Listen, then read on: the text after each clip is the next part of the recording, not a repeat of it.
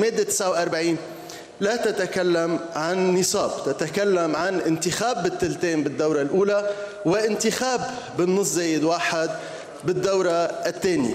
أنا بتمنى دولة الرئيس أنه بطريقة هادئة وموضوعية ودستورية وعلمية وقانونية نناقش هذه النقطة، ولكن الطريقة يلي تم ختام هالنقاش مرة الماضية بالنسبة لنا غير مقبولة وغير لايقة فيك دولة الرئيس.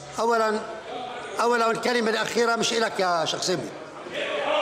يا علي شيخ سامي، الكلمة كل شيء حكيته بالأول، لحظة، كل شيء حكيته بالأول مقبول وبالآخر مرفوض. بس دولة الرئيس مش أنا اللي استعملت كلام مش محله مرة الماضية، أنت اللي استعملت كلام ما حكيت. خليني جاوبك. نعم. عم تطلب مني شيء.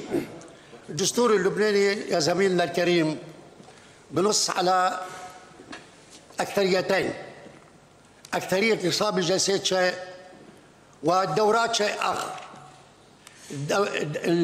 الجلسات دائما بدها تكون بالثلثين.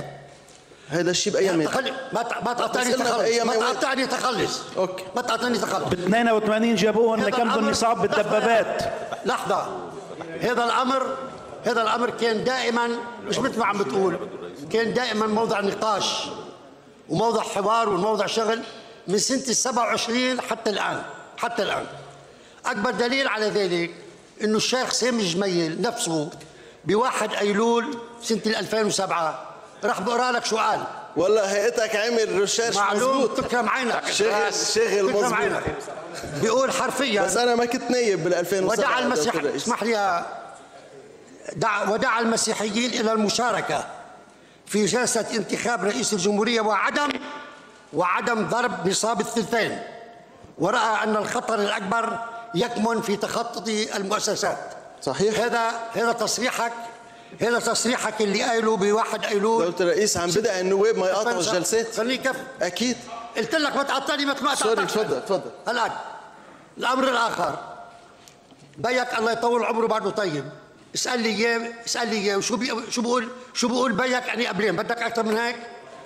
أكثر من هيك بدك؟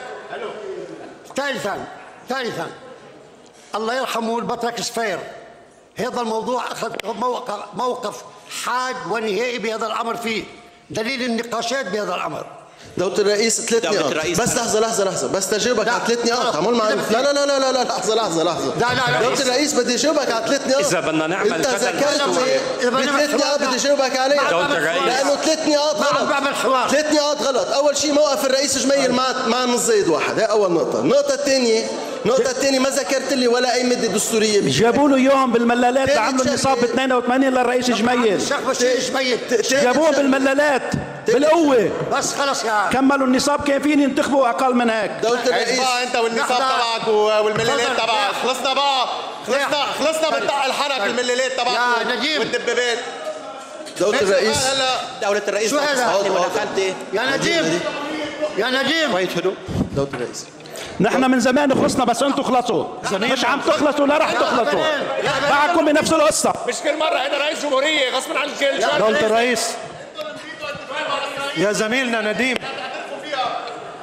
دولة الرئيس كله مسخرة عندكم. حوالي بدك يا أخي خلي مرة مش كل مرة. يا نديم